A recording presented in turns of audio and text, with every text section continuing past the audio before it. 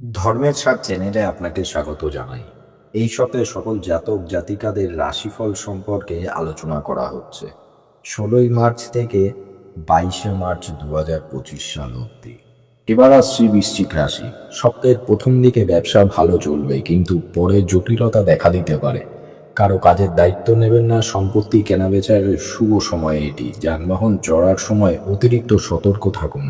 পাওনাদারদের সঙ্গে বিবাদ হতে পারে, আর্থিক চাপ থাকতে পারে, ঋণ নিয়ে আলোচনা হতে পারে, বাড়িতে দূরের অতিথি আসার যোগ আছে, পিতার শরীর নিয়ে চিন্তা বাড়তে পারে, সম্পত্তির ব্যাপারে আইনি ব্যবস্থা গ্রহণ করতে পারেন। বাড়তি টাকা আয় করতে গিয়ে পুলিশের সমস্যা হতে পারে, পেটের কষ্ট বৃদ্ধি পাবে। এবার আসছি ধনু রাশি।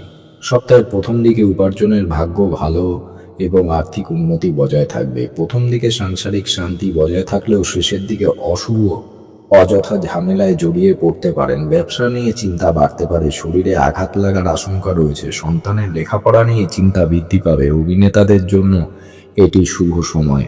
সপ্তাহের শেষের দিকে দাঁতের সমস্যা বৃদ্ধি পাবে, শারীরিক দুর্বলতায় ভোগান্তি আছে। কর্মস্থানে ভালো পরিকল্পনার জন্য সুনাম বাড়তে পারে। গুরুজনের কথায় বিশেষ মনোযোগ দেওয়ার প্রয়োজন আছে। বিশেষ কোনো কাজের সুযোগ আসতে পারে, বাড়ির দায়িত্ব পালনে সক্ষম হবেন।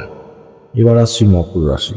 সপ্তাহের প্রথম দিকে ধর্ম বিষয়ক আলোচনায় আনন্দ পাবেন, কর্মজগতে জনপ্রিয়তা পেতে পারেন, পিঠে খুব ব্যথা হতে পারে, কিছু কেনার জন্য বেশ খরচ হতে পারে, প্রচুর খাটুনি হতে পারে। কাজের ক্ষেত্রে খুব ভালো সময় এটি। বাড়িতে অতিথির জন্য খরচ বাড়তে পারে, আধ্যাত্মিক কাজে আনন্দ লাভ পাবেন। লোকের সঙ্গে একটু বুঝে কথা বলুন।